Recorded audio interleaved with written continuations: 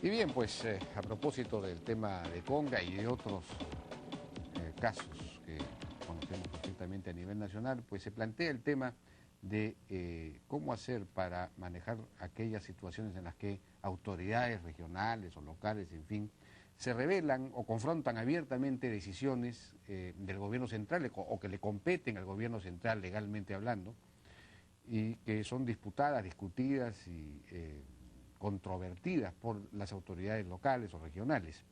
El ordenamiento constitucional y legal peruano no ofrece una salida clara para este asunto, es decir, cómo hacer para contener, sancionar estos casos en los que puede haber abierta rebeldía o cuestionamiento abierto del Estado nacional como un Estado unitario, ¿no? Tal como se establece en la Constitución. Y cuando se resquebraja la unidad del Estado, la unidad del gobierno, por estas razones, por estas actitudes. Hemos invitado a tres distinguidos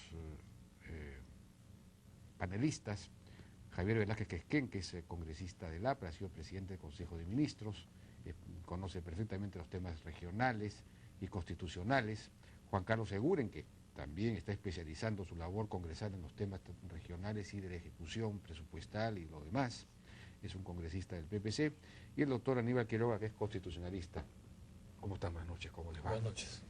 Bueno, ese era el planteamiento, leamos la razón por la cual los hemos convocado, y cómo hacer para manejar este problema, que no hay una, digamos, en el ordenamiento legal no hay una salida clara acerca de qué hacer en los casos en que hay una abierta rebeldía ante una disposición del gobierno central, un cuestionamiento, una puesta en cuestión del ordenamiento del Estado unitario y todo lo demás. ¿Cómo hacer para manejar estos casos? ¿Qué se podría hacer? ¿Qué instrumento se puede dar? Bueno, en el tema de competencias y funciones, nosotros en el gobierno, el presidente García era un convencido de que había que profundizar la descentralización, adelantamos los plazos y cronogramas para transferir competencias y recursos. Yo creo que cualquier posibilidad de querer restringir funciones y competencias, nosotros no estamos de acuerdo, pero sí creemos en fijar, en que éstas sean fijadas claramente por la Constitución, y creo que tenemos algo que hacer. O sea, los gobiernos locales históricamente su actuación ha venido siendo evaluada por el constituyente porque tiene una existencia de más de 100 años, los municipios. Pero en el caso de los gobiernos regionales, el constituyente del 93 no previó esta forma de centralización a medias que se implementa a partir con la reforma del 2002 y la de 2004, y yo sí creo que el año 93, si el constituyente hubiera visto el desarrollo de los gobiernos regionales ahora con competencias y con recursos, creo que los hubiera incorporado, como es una propuesta que yo he hecho, que puede ser discutible, como la de Juan Carlos, que también me parece importante, de que los presidentes regionales que infringe la Constitución, por ejemplo, no olvidemos el caso del presidente regional Fuentes de Puno, el expresidente regional Fuentes de Puno, que planteaba una posición separatista, sí, afectando el artículo 43 de la Constitución. El señor Santos también, no solamente porque dicta una ordenanza regional contraria o que puede invadir competencia del Ejecutivo, eso se resuelve a través de garantías que la Constitución establece, que se llama contienda de competencia, el tribunal define. Pero cuando hay vocaciones así de sabotear el Estado de Derecho, como la del señor Santos, cuando sale un presidente regional que está nadando en dinero, como el señor de Ancash, y dice que porque el Congreso, un congresista presenta un proyecto de ley para definir funciones, va a recoger firmas para cerrar el Parlamento, ese es un sabotaje al Estado democrático. ¿Y sabes por qué lo hacen? Lo hacen porque están nadando en recursos y porque las autoridades locales son intimidadas, no tienen capacidad de someter. El Parlamento ha perdido toda posibilidad de poder realizar acción de control político y fiscalización a los gobiernos regionales. Hoy día la región Ancash y Lambayeque, y Cajamarca, manejan recursos como 8 ministerios de trabajo. Al ministro de Trabajo sí lo podemos hacer un juicio político por infracción a la Constitución, sí lo podemos acusar constitucionalmente, o sea, el Congreso sí puede, sí tiene herramientas para poder poner en raya a un ministro, a un vocal de la Corte Suprema, a un miembro del Consejo Nacional de la Magistratura, a los propios congresistas. Pero La Comisión de Fiscalización cita a un presidente regional, el presidente regional va al Congreso, insulta a los miembros del Congreso porque no hay herramientas para poder realizar funciones de control político y de fiscalización. Aquí no se trata de menoscabar funciones o de quitarle presupuesto, se trata de fijar una línea divisoria entre las competencias regionales y las competencias nacionales. El constituyente definió que nosotros somos un Estado unitario y cuando hay posiciones como la del señor Santos, de desacatar decisiones y funciones del poder del gobierno central, ahí hay un evidente sabotaje al Estado democrático. Por eso que yo venía revisando y evaluando, he planteado de que tenemos que ir a una reforma constitucional para incorporar a los presidentes regionales como altos funcionarios, comprenderlos en el artículo 99 de la Constitución y que puedan ser pasibles de juicio político y de acusación constitucional. Eso permitirá que no sea un fiscal de la provincia donde ellos pueden intimidarlo. Mira, nos pasó en la gestión nuestra. Cuando sacamos adelante el proyecto Majes-Iguas, el presidente regional de Cusco, que ahora sé que está preso, está detenido, ante un juez de allá de la zona planteó un amparo. Y nos paró el proyecto Majes-Iguas. Entonces, creo yo que si el procedimiento que establece la Constitución para los altos funcionarios también se le impone a los presidentes regionales, yo creo que va a haber una mayor posibilidad de control. Hay propuestas como la de Juan Carlos que plantean que sea una ley. Esa ley puede ser discutible, el Tribunal Constitucional la puede declarar inconstitucional. Pero si se incorpora es el artículo 99 de la Constitución, Sí, ¿no? Es decir, que puedan ser sujetos de antejuicio. De antejuicio político cuando cometen delitos en el ejercicio de su función y cuando infringen la Constitución pueden ser pasibles de juicio político. Y de juicio político, la sanción, ¿cuál es? La inhabilitación hasta 10 años para el ejercicio de la función que establece el artículo 100. Entonces, cuando hay una posición separatista, como por ejemplo la del presidente Fuentes, cuando abiertamente hay un desafío a la Constitución y a las competencias del gobierno nacional, como la que está haciendo el presidente regional de Cajamarca, evidentemente el Congreso puede hacer un juicio político y puede inhabilitar a este funcionario. Y si comete concusión, peculado, delito en el ejercicio de su función, que sea un juez supremo que esté alejado de la presión que ellos ejercen en su zona, para que pueda con mayor imparcialidad y objetividad pueda llegar. Eso supone una modificación constitucional. Exactamente. Congresista Eguren, ¿cuál es su, digamos, entiendo que usted también está trabajando un proyecto de ley en esta línea, pero ¿cuál es su propuesta? Y si difiere o no de la planteada por... Jaime, en principio la descentralización tenemos que verla como una política de Estado permanente, progresiva, y creo que tiene que mantenerse ese compromiso. Los errores, las fallas, no pueden llevarnos a pretender recentralizar este proceso que además es parte del acuerdo nacional. Ese debería ser un primer mensaje que quede muy claro. Las acciones que estamos, como la que plantea Javier, o la que hemos planteado y ahí hemos presentado el proyecto, no son atentatorios contra el proceso, sino al contrario, es para defender el proceso. Porque si este proceso termina siendo anárquico, como tenemos ya algunos indicios, tarde o temprano se va a recentralizar. Entonces tenemos que ordenar las cosas para que el proceso continúe.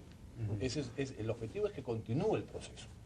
El segundo elemento, sin ir a una reforma constitucional, que siempre sabemos que es un proceso más largo, más complejo y más difícil por la votación calificada que se requiere, nosotros creemos que, como lo ha señalado el Tribunal Constitucional, basta con modificar la ley orgánica en la materia de causales de vacancia. Porque el Estado peruano es un Estado unitario, organizado en 3 niveles de gobierno. Tenemos gobierno nacional, gobiernos regionales y gobiernos locales. Cada uno con competencias y atribuciones debidamente asignadas por la Constitución o la ley. Y a consecuencia de la violación de esas competencias, cuando un gobierno regional invade competencias o desconoce las competencias del gobierno nacional, tema que ha sucedido, el caso de Puno, que es una actitud separatista, tenemos el caso de Cusco, que desconoció al Congreso, que dio la ley que declaró de interés nacional, dio la ley de presupuesto asignando a Majes-Iguas el presupuesto correspondiente, desconoció al Ejecutivo que había aprobado el SNIP, a proinvasión, en fin, todo, desconoció toda la organización del Estado.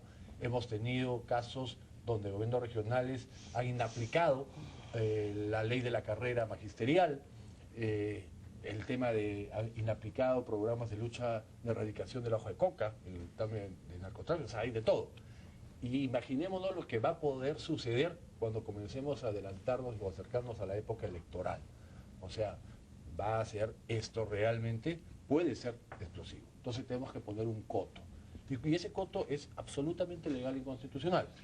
Quien invade competencias, como lo vienen haciendo, el Tribunal Constitucional termina pronunciándose como se está pronunciando. Y hay 3 pronunciamientos del Tribunal Constitucional y viene un cuarto como el caso de Conga. El asunto es que el Tribunal Constitucional declara inconstitucionales esas ordenanzas regionales o normas regionales, pero sin ninguna consecuencia para el autor, que es el presidente regional o los consejeros regionales. Entonces, el costo-beneficio de la autoridad regional es realmente absoluto, porque me hago líder, me hago protagonista, me hago famoso, lanzo mi candidatura presidencial a costo cero, porque lo único que pasa es que el Tribunal Constitucional declara la inconstitucionalidad. Entonces, esa declaratoria de inconstitucionalidad del Tribunal Constitucional pasa la propuesta es que pase al Jurado Nacional de Elecciones y declare la vacancia, ¿no? Entonces hay que incorporar como causal de vacancia la invasión de competencias debidamente certificada, validada por el Tribunal Constitucional. Yo creo que esto es un principio de orden para romper esta tendencia, esta ruta que estamos siguiendo, creo irremediablemente, si no hacemos cosas de esta naturaleza, o como señala Javier, u otra idea, que pueden ser convergentes, vamos a caminar a la anarquía. Pero los casos en los que hay una rebeldía abierta, una confrontación abierta a un desacato, digamos, un desacato quizás no sea la palabra jurídicamente hablando, ¿no? Una desobediencia de una disposición del gobierno central. Por ejemplo, se aprueba un proyecto minero y hay un presidente regional que simplemente se rebela contra eso. Ahí no hay una medida necesaria, no hay necesariamente una medida legal, jurídica, nada, no hay una ordenanza, pero hay una actitud de rebeldía frente a una decisión. En ese caso no procedería. En los casos que tenemos sí hay. O sea, en el caso de Conga, por ejemplo, se ha declarado jurídicamente en el ámbito normativo regional que Conga, que en Cajamarca no se puede hacer actividad minera en cabezas de cuenca, con lo cual eliminó el proyecto Conga. En el caso de Puno, de esta mina, que también fue exactamente igualmente declarada. De acuerdo. ¿No? Entonces, no solo es un tema de libertad de expresión. El presidente regional sí podrá tal vez salir a decir que no está de acuerdo, pero no es su competencia. Porque este tema es competencia, por ejemplo, el tema minero es competencia del gobierno nacional. Claro. Tacna o Tumbes podrían declarar la guerra a Chile o Ecuador, pero no es su competencia, es una competencia del gobierno nacional. Y más aún el Tribunal Constitucional va un poco más allá y me parece interesante, y eso ya lo tendría que determinar el propio Tribunal Constitucional o el jurado, porque habla de la obligación de lealtad a la cual se debe un gobierno unitario los gobiernos subnacionales. Y me parece interesante el desarrollar, y probablemente Aníbal nos pueda contribuir en esta idea, porque se habla de un deber, porque son funcionarios públicos, parte de un Estado unitario, son parte del Ejecutivo, ¿no? Organizado en 3 niveles de gobierno, y en consecuencia de ello hay un deber de lealtad al sistema político por el cual han jurado, ¿no? Porque han jurado respetar la Constitución y las leyes, y el hecho de saber que están invadiendo una competencia y salir al frente de ello es además, en el caso del presidente regional de Ancash, es porque el Congreso va a cumplir con una función constitucional de legislar, meter un proyecto de ley, lo primero que es, vamos a recoger firmas para cerrar el Parlamento. O sea, sabotear el Estado de Derecho, o sea, amenazando. ¿Por qué? Porque actúan impunemente. Por eso yo sí creo que en el tema de fijar competencias y los límites de los estados subnacionales, yo creo que puede ser el procedimiento más gravoso, el constitucional, el hacer una reforma constitucional. Pero yo creo que el Parlamento no tiene herramientas para poder hacer control político y fiscalización a algunos presidentes regionales que se creen reyesuelos, que creen que están en un Estado federal, que están por encima de la ley, que están por encima del Parlamento, por encima del Presidente de la República. Entonces, algo tenemos que hacer. Yo creo que el camino, que puede ser permanente en el tiempo, puede ser más gravoso, es el tema de la reforma constitucional. Pero tenemos que si me permiten, a una pausa, regresamos con la opinión, en fin, y la propuesta del doctor Aníbal Quiroga. ¿Cuál es la AFP con la mejor rentabilidad en los últimos 18 años? Es AFP Integra, que ha conseguido la rentabilidad más alta del sistema para sus clientes y ahora se ha unido a Sura, el grupo número 1 en pensiones de Latinoamérica. AFP Integra, avanzamos por tu futuro. Él es Carlos, una persona alegre, dinámica y muy antojada. El único problema es cuando le provoca un yogurt. Le encantaría encontrar algo más ligero y que pueda tomar muchas veces. Tranquilo, Carlos, que para ti, Gloria ha creado Go, el nuevo yogurt súper bebible, que tiene todos los beneficios del yogurt, pero es mucho más ligero y refrescante. Prueba el nuevo Go de Gloria. Señorita Ada, su varita nueva. Príncipe. Príncipe.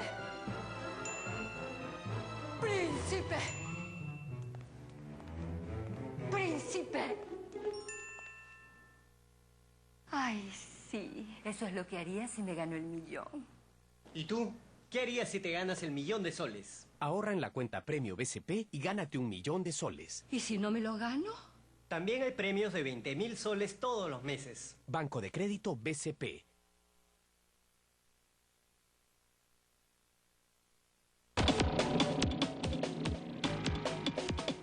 Bien, seguimos conversando sobre este tema tan importante y trascendente precisamente para la consolidación de nuestra propia democracia, para no regresar, digamos, a regímenes autoritarios demandados por la gente cuando nota, cuando observa que hay una anarquía ya inmanejable. Estamos con, Aníbal Quiroga, ¿cuál es su apreciación, en fin, acerca de las propuestas que se han hecho, cuál es su idea, qué debería hacerse en este caso? Empezaría quizás por lo último, lo que planteó Javier respecto al presidente regional de Ancash, de cerrar el Congreso. No se puede hacer eso, ni recolectando firmas, porque la Constitución solo le permite al presidente de la República no cerrar el Congreso, sino resolver al Congreso y convocar elecciones cuando hay 2 gabinetes que sean censurados, cosa que no ha ocurrido. Fuera de esa hipótesis, la única posibilidad de cerrar el Congreso es con golpe de Estado, y acabamos de ver esta semana en que acaban los golpes de Estado. Por lo tanto, el destino de un golpista está claramente escrito en la historia del Perú. En segundo lugar, el proceso de regionalización ciertamente no está terminado, ¿no? El modelo que toma la Carta del 79, que es copiado por la del 93, es el modelo español. En España son 50 las provincias que terminan reducidas a 16 regiones, a 16 autonomías, contando además con Ceuta y Melilla, que pertenecen a la autonomía de Andalucía. Y claro, si acá cada región quiere ser al mismo tiempo un departamento o una provincia, hemos hecho el proceso invertido, ¿no? Quizá tendríamos que ir a un sistema de regionalización mucho más firme, ¿no? No iría basado en el incanato, en donde eran 4 regiones muy claramente marcadas, sino quizás solamente 6 o 7, ¿no? Chile tiene 9 regiones. Es que esa es la madre del cordero, pues, porque hay tantos presidentes regionales como POCOR que hace que todo el mundo quiera hacer ese pequeño reyesuelo, ¿no? Tendríamos que ir a un sistema de regionalización donde no tengamos más de 10 regiones, a lo mucho. Chile, que es un país más chico, geográficamente y poblacionalmente tiene 9 regiones y punto. No, pero es muchísimo más largo que el Perú. Bueno, pero es mucho menos extenso, ¿no? Lo que quiero significar es que el esquema regional está mal planteado, porque se supone que las regiones se aglutinaban históricamente por territorios confluentes, y acá no ha ocurrido eso. Entonces, donde hay tantas regiones hay estas controversias, hay estos problemas por los recursos naturales, por las competencias. Ahora, yo creo que el planteamiento de Javier, con quien hemos conversado, es un buen amigo, tiene una buena intención, pero el procedimiento no es el correcto, porque yo no creo que para fragilizar al presidente haya que fortalecerlo, ¿no? ¿Cómo es eso? La idea es controlarlos del Parlamento, por lo tanto hay que darle rango ministerial y rango de alta autoridad en el 99, modificando la Constitución. Es decir, para controlarlo hay que darle más poder y más blindaje. Quienes están en el artículo 99 son las altas autoridades que tienen beneficio ante juicio político. Por lo tanto, para poderlo controlar hay que darle más estructura, hay que darle más blindaje. Yo creo que eso es un contrasentido. Además de la imposibilidad hoy día de hacer una reforma constitucional si no hay los votos suficientes, y no los hay, y no los va a haber, por lo menos hasta donde yo puedo percibir en la estructura del Congreso, yo no creo que el presidente regional, siendo una alta autoridad, va a ser más fragilizado, porque además el presidente regional, si fuera el partido político que gobierna el Congreso, va a tener más bien un convenio político, va a haber un contubernio político, ¿no? Si el presidente regional es del mismo partido que tiene mayoría en el Congreso, lo que va a haber es un acuerdo, y no necesariamente va a haber ese control que se requiere. El tema es más fácil si se modifica la ley a través de los pedidos de vacancia. Puede ser que la ley se modifique y el presidente del Consejo de Ministros pida la vacancia al jurado de elecciones, que es el árbitro electoral, bajo determinados supuestos legislativos. Puede ser que el Tribunal Constitucional, como una decisión colateral sin modificar la Constitución, después de revisar una sentencia, entienda que el planteamiento del gobierno regional está equivocado y le solicite al jurado que decida no seguir la vacancia o una suspensión temporal. Lo que ocurre en una democracia es que no puede haber un sistema que no tenga contrapesos. Voy a poner un ejemplo muy simple. Esta semana... Entonces la propuesta claro, me parece que es lo más sensato, ¿no? Un ejemplo muy simple. Esta semana se ha recordado el golpe de Estado de Fujimori, decía, no es posible que una ley del Parlamento haya derogado los poderes normativos del presidente. Esa fue la causa del golpe. Bueno, de acuerdo a la Constitución, quien da normas es el Congreso. Y el Congreso tenía todo derecho de regular y restringir los poderes legislativos del presidente. De eso se trataba. Siempre y cuando no afectara a la Constitución. Por lo mismo, pues exactamente. Pero justamente el sistema democrático está en control interpoderes, lo que decía Lovenstein, ¿no? Entonces lo que dicen los congresistas es cierto. Los presidentes regionales se han soltado sin control. Pueden hacer y deshacer lo que quieran y no tienen control. Javier pretende controlarlos a través del juicio político, que me parece un tema de largo aliento y peligroso por el doble filo que puede tener. Yo creo que ampliando la base normativa de las causales de vacancia, el tema podría ser mejor controlado. Por ejemplo, cuando una asociación escapa de sus fines naturales, el Ministerio Público tiene el derecho de pedir su ilegalidad a la Corte Suprema, el fiscal, que es defensor de la legalidad de la sociedad. Porque en este caso, por ejemplo, el Ministerio Público, frente a una clara infracción a la Constitución, no le puede pedir al Jurado Nacional de Elecciones, que es finalmente el que decide, si efectivamente el presidente regional está fuera de base y ha incurrido en casos de vacancia. Fíjese que hoy día, si un regidor regional, un regidor municipal o un alcalde inasiste a las sesiones de región o de consejo por más de 6 veces, puede ser vacado. Pero los presidentes regionales que incumplen la Constitución y que hacen y deshacen con el presupuesto no pueden ser tocados. Entonces, lo que está mal estructurado es la ley y las causales de vacancia son muy pocas. Creando este contrapeso... Ahora, el tema, más allá del tema de digamos, cuando hay una ordenanza regional abiertamente atentatoria contra el ordenamiento nacional, obviamente esa es una causal de vacancia, tal como plantea... Yo creo que se entendía que es un efecto colateral de la sentencia. Ya, pero una actitud simplemente de oposición, de rebeldía frente a una decisión administrativa, frente a la autorización de un proyecto. Yo creo que eso daría lugar a que, por ejemplo, el presidente del Consejo de Ministros, que es al mismo tiempo el encargado de las relaciones con las regiones, que ha sido Javier en este caso, pueda pedirle al Jurado de Elecciones, oiga, evalúe esa conducta y sanciónela. O sea, el marco jurídico existe respecto al tribunal. Quien administra las elecciones, el resultado y la vigencia del resultado electoral, que son las autoridades en su cargo, es el Jurado Nacional de Elecciones. Por lo tanto, hacerlo, pero claro, no es lo que hace ahora, ¿no? Ahora simplemente declara la vacancia cuando un consejo regional o municipal se lo pide, claro, por incumplir. Yo lo que sostengo es que modificando la ley se puede hacer que alguna autoridad del Ejecutivo pueda pedirle al jurado que verifique si efectivamente hay una infracción y declare la vacancia. ¿Por qué no? Yo solamente quería decir lo siguiente, el razonamiento que tiene Aníbal no es el sustento que yo he hecho de la propuesta de reforma. Yo no pretendo fragilizar la autoridad de los gobiernos regionales y a la vez, como contrasentido, potencializar. No se pretende fragilizar, lo que se pretende es circunscribir la actuación de un presidente regional a las funciones y competencias que le asigna la Constitución. ¿Ya? Y yo sí creo que más se politizaría el tema de que un primer ministro, ante, por ejemplo, cuando un presidente regional promueva un paro, le pida al Jurado Nacional, por cuestiones políticas, le pida que declare la vacancia. Entonces, el Congreso, por antonomasia, el Congreso de la República ha sido siempre el contrapeso del Poder Ejecutivo. ¿Es Poder Ejecutivo los gobiernos regionales? Claro que sí. No. Entonces, esta es una opción discutible, no es darle más poder a un ministro de Estado. Yo siempre he dicho lo siguiente, por ejemplo, han habido gabinetes que navegaban en 50, 60% de popularidad. Un parlamento cuestionado con 7, 10% de respaldo, se echaba abajo un gabinete. El Congreso es la institución, el órgano constitucional por antonomasia que ejerce el contrapeso al Ejecutivo. Y yo creo que dejar librado a que un primer ministro pida al Jurado Nacional que no es competente para evaluar una conducta que esté fuera del marco electoral. Por ejemplo, el Congreso puede censurar a un ministro. ¿Esa figura no podría caber en este caso? ¿Podría censurar a un presidente regional? ¿Tiene que ser una reforma constitucional? No, porque la otra vía es la declaratoria de vacancia por parte del Jurado Nacional de Elecciones. Claro, parece que el ministro no es elegido, ¿no? El presidente regional sí.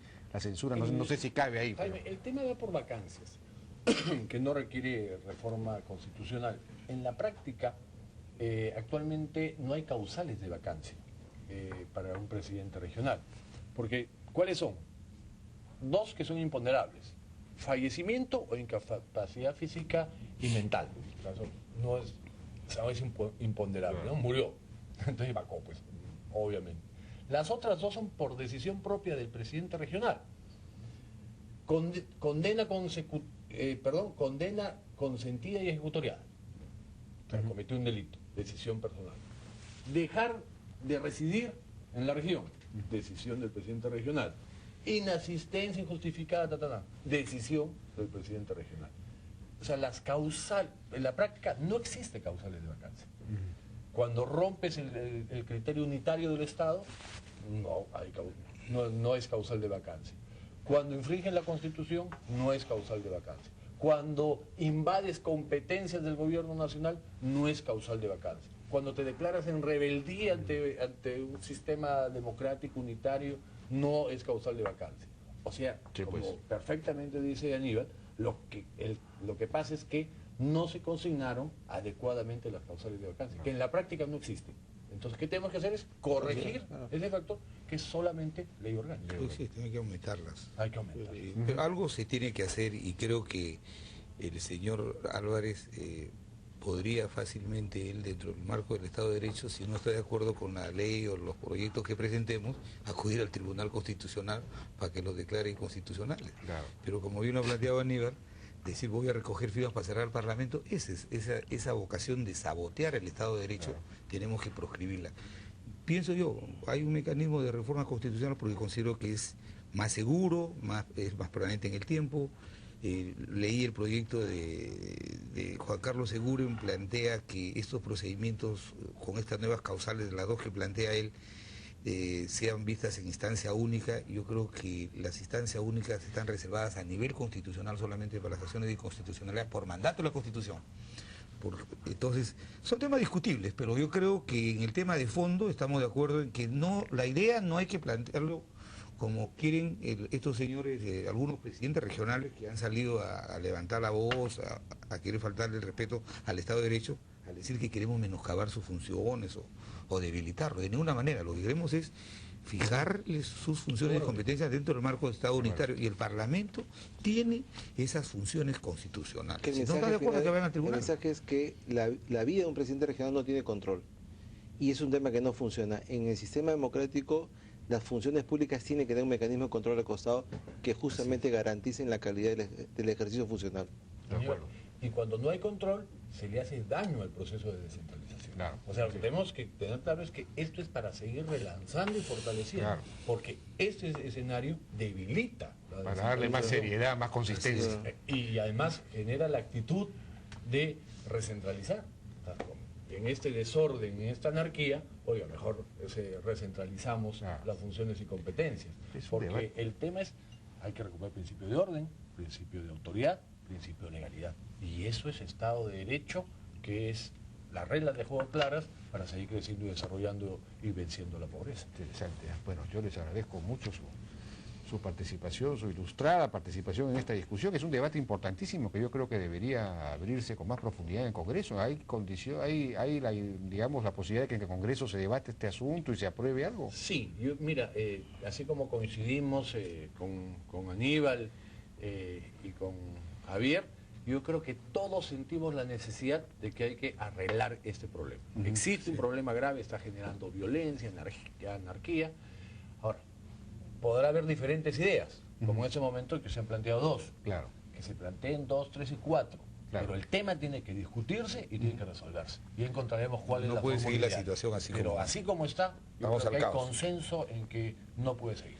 Muy bien, pues yo me alegro mucho de esta discusión. Muchas gracias a los congresistas Javier Velázquez Quesquén, a Juan Carlos Seguren y al constitucionalista Aníbal Quiroga. Muchas gracias. Ojalá vamos a estar atentos al progreso de este debate y de la solución a este tema.